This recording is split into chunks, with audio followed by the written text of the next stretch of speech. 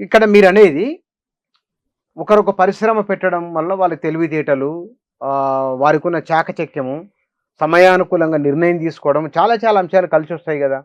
ఒకటి మానవ శ్రమ ఉండవచ్చునేమో గానీ, మిగతా విషయాలు ఉంటాయి గదా! క్యాపిటల్ ఇన్వెస్ట్‌మెంట్ గావాలి గదా! మరి అవన్నీ వారి వ్యక్తిగతం వారు సంపాదించుకున్న దాంట్లోకెళ్ళి పెట్టినయి గదా! వాటిని మీరు జాతీయం చేయమంటే ఎట్లా? ఒక పరిశ్రమ నెలకొల్పబడితే ఏమేమి అవసరాలైతే ప్రభుత్వం ఏం చేస్తుంది? బ్యాంకులు రుణాలిస్తాయి. ప్రభుత్వము భూమి లీజుకి ఇస్తుంది. చాలా చాలా రూ. 1 ఒక సెంటుకు రూ. 1 చొప్పున కూడా ఇస్తది. మీరెక్కడ పరిశ్రమ పెట్టినా ప్రభుత్వం ఏ రకమైనటువంటి చేయూతనిస్తుందో చూడండి. ప్రభుత్వం అంటే ఎవరంటే ప్రజలందరి ఆస్తి. ప్రభుత్వం అనేటువంటిది వ్యక్తిగత ఆస్తి కాదు. కరెంట్ ఇస్తది, నీళ్ళు ఇస్తది, రోడ్డు ఇస్తది. అన్నీ ప్రభుత్వం చేత ఇస్తారు ఒక పరిశ్రమ కోసం. కానీ ఆ పరిశ్రమలో వ్యక్తి యజమానిగా ఉంటాడు. ఆ వ్యక్తి యజమాని నేను పెట్టుబడి పెడుతున్నాను కాబట్టి అదనపు పెట్టుబడి బ్యాంకు కూడా ఇస్తుంది. బ్యాంకులు ఎవరివి? బ్యాంకుల్లో ఎవరు డబ్బులు ఉంటాయి? మిడిల్ క్లాస్ డబ్బులు ఉంటాయి, అందరి డబ్బులు ఉంటాయి కదా. దాంట్లోకి వెళ్ళి కదా నీకు తీసిచ్చేది. అందుకని ఒక బ్యాంకు డబ్బులు ఇస్తుందంటే ప్రజలందరి ఆస్తి ఒక వ్యక్తికి ఇస్తుంది అనేది అర్థం చేసుకోవాలి. ఒక ప్రభుత్వ భూమిని వాళ్ళకి ఇస్తున్నావు అని చెప్పేసి అంటే ప్రజలందరి ఆస్తిని ఒక వ్యక్తికి ఇస్తున్నావు అని చెప్పేసి అనుకోవాలి. అందుకని ఒక పరిశ్రమ అనేటువంటిది పెడుతున్నావు అంటే ప్రభుత్వం ఇచ్చేటువంటి సబ్సిడీలు, రాయితీలు, అవకాశాలు, సౌకర్యాలు ఇవన్నీ ప్రజల యొక్క రక్తమాంసాలు నుంచి వచ్చినటువంటివి తప్ప వ్యక్తిగత ఆస్తిగా పరిశ్రమను చూడటానికి లేదు అనేటువంటిది స్పష్టంగా అర్థం చేయాలి. కానీ ఇక్కడ మీరు గమనించండి, భారతదేశంలో ఇవాళ అందరికీ రిజర్వేషన్లు వచ్చినాయి. అందరికీ రిజర్వేషన్లు తీసుకుంటున్న ఈ సందర్భంలో అభిజిత్ దీప్కే ఆందోళనకు కులాలకు అతీతంగా పిల్లలు వచ్చిండ్రు. అక్కడ వచ్చిన వాళ్ళు కుల సమస్య మాట్లాడలేదు కదా. అంటే కొత్త తరానికి మళ్ళీ కులాన్ని ఎందుకు తీసుకొని రావడం చర్చలోకి అంటే ఏమిటి అనేది? దేశంలో వ్యవసాయ రంగం మీద 64% మంది ఆధారపడి జీవిస్తున్నారు. ఇప్పటికి కూడా చాలా పెద్ద పరిశ్రమ వ్యవసాయమే భారతదేశంలో ఇప్పటికీ కూడా. ఆ తర్వాత పారిశ్రామిక రంగం మీద కూడా 28 నుంచి 30% మంది ప్రజలు జీవిస్తున్నారు అర్బన్ ప్రాంతాల్లో. పల్లెల్లోనూ వ్యవసాయం మీద, పట్టణాల్లోనూ పెరిగింది. సేవా రంగం కూడా పెరిగినటువంటి పరిస్థితి వచ్చింది. ఈ పరిస్థితులలో మనం ఒక విషయానికి స్పష్టంగా అర్థం చేసుకోవచ్చు. కులం అనేటువంటిది బలహీనపడాలనేటువంటిది ఉంటుందా, బలపడాలనేటువంటి అంశం ఉంటుందా? భారతదేశం ముందుకు సాగాలంటే కులం బలహీనపడితేనే మంచిది, దేశం ముందుకు పోతుంది. కానీ ఇట్లాంటి ఆందోళనలు కానీ ఇట్లాంటి చర్చలు కానీ ఎటువైపు దారితీస్తాయంటే కులపరమైనటువంటి వైషమ్యాల్ని, మతపరమైనటువంటి వైషమ్యాల్ని ముందుకు తీసుకొచ్చి దేశంలో నేను ఇంతకుముందు చెప్పినట్టు 64% మంది ఆధారపడి జీవించే వ్యవసాయ రంగం మీద దేశంలో చర్చ జరగకూడదు.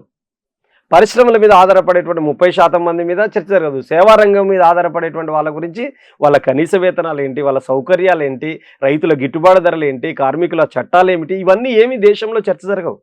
ప్రపంచంలో ఏ దేశంలో కూడా కులం గురించి ప్రపంచంలో ఎక్కడా కులం లేదనుకోండి, ఇక్కడే కులం ఉంది. ఈ కులం గురించి అడ్మినిస్ట్రేషన్ పాలక వర్గం అనేటువంటిది కులం ఆధారమైనటువంటి చర్చలు, మతమారైనటువంటి చర్చల వైపు పోకుండా దేశం యొక్క జీడిపి పెరుగుతుందో తరుగుతుందో మనం ఎక్కడ వెనుకబడి ఉన్నాం? సోమాలియా కంటే ఆకలి చావుల్లో అష్టదరిద్రంలో వెనుకబడి ఉన్నటువంటి దేశంగా మిగిలిపోతున్నాం మనం. మన దేశం ఎన్నో నెంబర్లోకి పోతుంది చూడాలి కదా.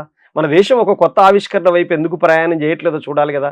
మన దేశం నుంచి అనేక మంది విదేశాలకు పోయి ఎందుకు చదువుకుంటున్నారు? అలాంటి చదువులు నేను ఎందుకు పెట్టలేకపోతున్నాను ఇక్కడ? అలాంటి వైద్యం నేను ఎందుకు అందించలేకపోతున్నాను? మెరుగైనటువంటి వైద్యం పేదలందరికీ ఎలా ఇవ్వాలనేటువంటి చూడాలి కదా. ఇప్పుడు అంబేద్కర్ ఉన్నాడు, ఆయన చెప్పాడు విద్యా వైద్యం అనేటువంటిది ఎట్టి పరిస్థితులలో ప్రైవేట్ సెక్టార్, కార్పొరేట్ సెక్టార్లో ఉండకూడదు, వెల్ఫేర్లోనే ఉండాలనేటువంటిది అంబేద్కర్ చెప్పింది కాన్స్టిట్యూషనల్ బేస్డ్ మీద. మరి అలాంటప్పుడు విద్యా వైద్యం కార్పొరేట్ల చేతుల్లో పెట్టి పేదవాళ్లకు వైద్యం అందించకుండా చేసి ఇట్లాంటి విద్య, వైద్యం, ఉపాధి, ఎంప్లాయ్మెంట్ కానీ, అట్లాగే ఎడ్యుకేషన్ కానీ, భూమి కానీ, కార్మికుడు కానీ, రైతు కానీ ఇట్లాంటి చర్చలు ఏమి జరగవా ఈ దేశంలో? ఏమి జరగాలి ఈ దేశంలో? రిజర్వేషన్ ఉంచాలా, తుంచాలా? హిందూ మతమా, ముస్లిం మతమా, ఏమిటిదంతా? ఇటువైపు దీనివల్ల ఏం జరుగుతుందంటే దేశంలో ప్రజల యొక్క అసలు ఎజెండాను పక్కదోవ పట్టించి కొసరు ఎజెండా చుట్టూ తిప్పేటువంటి ప్రయత్నం చేస్తుంటారు. తర్వాత వీళ్ళు చాలా సందర్భాల్లో మీరు కూడా అన్నారు ఇంతకుముందు ప్రతిభ గురించి మాట్లాడుతున్నారు. మేము చదువుకొని ప్రతిభ వస్తుంది అని చెప్పేసి, మాకు ప్రతిభ ఉంటుంది అని చెప్పారు. నేను మా గురువు ఉండేది, శాస్త్రి సార్ అని ఉండేది. ఆయన మేమిద్దరం కలిసి మంచిగా టీ తాగేటోళ్ళం, కలిసి ఉండేటోళ్ళం. నన్ను స్టూడెంట్ లాగా చూడకపోతే ఆయన బ్రాహ్మణ్, శాస్త్రి సార్, పేరే శాస్త్రి సార్. అరే స్కైలాబిగరా అని పిలిచేది. సార్ సార్ చెప్పండి సార్ అని భయపడతాం కదా మా గురువు అన్నప్పుడు. పోయిన తర్వాత బాగా బీపీ సార్కి, బూతు పదం కూడా అనేది. ఆ మాదిగా ఉండకూడకనికి 35 మార్కులు వచ్చిన సీట్ వచ్చింది ఎంబీబీఎస్లో. నా బిడ్డకి 86 మార్కులు వచ్చిన సీట్ రాలేదు. ఇంకెంతకాలం రిజర్వేషన్లు, ఈ రిజర్వేషన్ తీసేయాలరా అని చెప్పేసి గట్టిగా అనేటువంటి వాడు. మీతో మీ ఇద్దరి మీద సంభాషణ. మా ఇద్దరి మధ్యలో సంభాషణ. ఓకే, ఓకే, ఆ. నేనేమనేవాడిని అంటే, సార్ మా తాతల తండ్రుల కానుంచి రిజర్వేషన్ పొందినాం, మాకు కూడా యాస్టకు వచ్చింది రిజర్వేషన్, మీరు చెప్పిన డిమాండ్ నేను అంగీకరిస్తాను సార్. నాకు అసలు రిజర్వేషన్, నాకు కూడా మీ అభిప్రాయంతో ఏకీభవిస్తున్నాను సార్, రిజర్వేషన్ రద్దు చేయడమే మంచిది సార్, కానీ ఒక పని చేద్దాం సార్ అన్న. ఇప్పటి వరకు మేము రిజర్వేషన్ తీసుకొని యాష్టపోయినాం, ప్రభుత్వ అవకాశాలన్నీ మాకే వచ్చినాయి, ఉద్యోగాలు మాకే వచ్చినాయి, ఇండ్లు మాకే వచ్చినాయి, రాజకీయాల్లో మేము ఉన్నాం, అన్నిట్లలో మేము ఉన్నాం కదా సార్. ఒక్క పని చేద్దాం సార్, ఇప్పటి నుంచి మేము ఎంతైతే రిజర్వేషన్ పొందుతున్నామో ఆ రిజర్వేషన్ అంతా మీకు ఇస్తాం, మీకున్న రిజర్వేషన్ మాకు ఇవ్వండి సార్ అన్న. మాకెక్కడిదిరా రిజర్వేషన్ అన్నాడు ఆయన. మాకెక్కడిదిరా రిజర్వేషన్ అన్నాడు. అప్పుడు నేను అన్నాను, ఏం సార్ మీ ముత్తాతయ్య గారు అయితే మీ ముత్తాత కాళ్ళు కడిగే, మీ తాతయ్య గారు అయితే మా తాత గడిగే, మీ అయ్య అయితే మా అయ్య గడిగి, ఇప్పుడు నువ్వైతే నేను అడుగుతలేనా సార్, మళ్ళీ నీ కొడుకు అయితే నా కొడుకు అడుగుతాడు, మళ్ళీ నీ మనోడు వస్తే నా మనోడు కడుతాడు, ఈ కాంచి మేము దళితులం అంతా అయ్యగారులమై కూర్చుంటాం, మీరందరూ ఎండా వాన చలిలో గోచి పెట్టుకొని పనిచేయండి సార్, గవర్నమెంట్ రిజర్వేషన్ ఎంత వస్తే అంత మీరు తీసుకోండి సార్, ఇప్పుడు అప్పుడు మీకు 35 మార్కులు వస్తేనే మీకు సీట్ వస్తుంది, మమ్మల్ని అయ్యగారులను చేయండి, మీరు అడ్డా మీద కూలీలుగా మారండి సార్, వస్తారా ఒప్పుకుంటారా అని అన్నా. దానికి ఏమన్నారు? సమాధానం లేదు.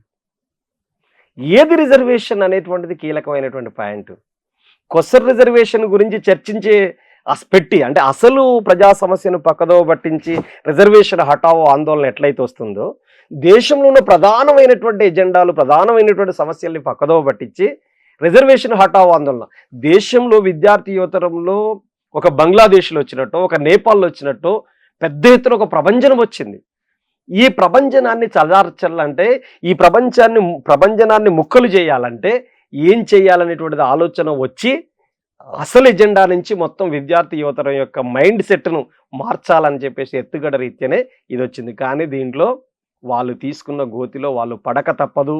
స్పష్టంగా మనం అర్థం చేసుకోవాలి. గతంలో అద్వానీ పేరిట కానీ కమండల్ యాత్ర నిర్వహించినటువంటి వాళ్ళు ఎవరైతే ఉన్నారో, బీజేపీనే దీన్ని పుట్టించింది. బీజేపీ ఆర్ఎస్ఎస్ పుట్టలోకి వెళ్ళి బయటపడ్డటువంటి విషపు నాగుల్లాగా బయటకు వచ్చినటువంటి ఆందోళనే ఈ రిజర్వేషన్ హఠావో ఆందోళన. కానీ వారు, మీరు పైన చూసిండ్రు, అంబేద్కర్ ఫోటో ఉన్నది ఒక దానికి చూసండి, మీరు నెట్లో చూడండి.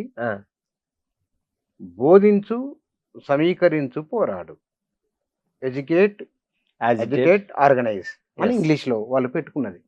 అంటే అంబేద్కర్ స్ఫూర్తితోనే తాము ఉద్యమిస్తున్నామని ఒక సింబాలిక్, అది కూడా వాళ్ళు దాంట్లో మెన్షన్. వాళ్ళు చెప్పేది ఏమిటంటే, అంబేద్కర్ 10 ఏళ్ల కాలానికే రిజర్వేషన్స్ అన్నాడు, ఇప్పుడు 78 ఏళ్ళు అవుతుంది స్వాతంత్రం వచ్చి, 75 ఏళ్ళు అవుతుంది భారత రాజ్యాంగం రాయబడి, కాబట్టి 10 ఏళ్ల కాలానికి ఇచ్చినటువంటి రిజర్వేషన్లు ఇంకెంత కాలం కొనసాగిస్తారు అనేటువంటిది వాళ్ళు పెట్టినటువంటి. ఇది చాలా మంది అక్కడక్కడది చాలా మంది చాలా సార్లు మాట్లాడుకుంటున్న విషయం ఇది.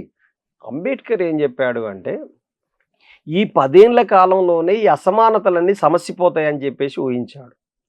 ఆయన అంచనాది. భారత రాజ్యాంగాన్ని, నేను రాసిన రాజ్యాంగం వల్ల 1 మ్యాన్ 1 ఓట్ 1 ఓట్ 1 వాల్యూ అంటాడు అంబేద్కర్. ప్రతి పౌరుడికి వయోజకుడు అయినటువంటి వయస్సు మీద ఉన్నటువంటి ఆయనకు ఓటు హక్కు వస్తుంది.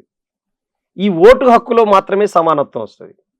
కానీ ఆర్థిక, రాజకీయ, సామాజిక సమానత్వం రావాలి అని చెప్పేసానంటే 10 ఏళ్ల కాలంలో స్వేచ్ఛాయుతమని, ఇప్పుడు కలుషితమైన రాజకీయాలు అప్పుడు లేవు కదా, కాంగ్రెస్ అయినా కమ్యూనిస్ట్ అయినా దేశంలో నైతిక విలువల కోసం, ప్రధానంగా నైతిక విలువలు, దేశం యొక్క ప్రాపర్టీని ప్రజలకు ఎట్లా చెందాలి